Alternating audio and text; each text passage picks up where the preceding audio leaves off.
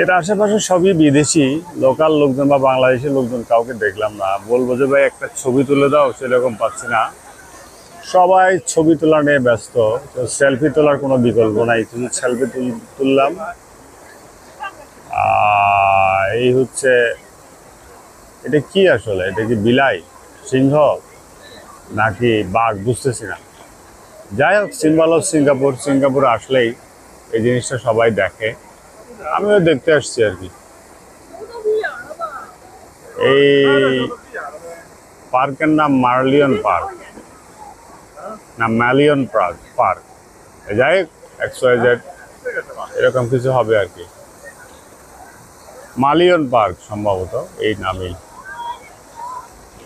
তো এই হলো অবস্থা, সুন্দর। এগুলো দর্শক সব ফরেনার, বাইরের লোকজন। ইন্ডিয়ান বাংলাদেশে খুব একটা নাই, বেশিরভাগ অন্য দেশের।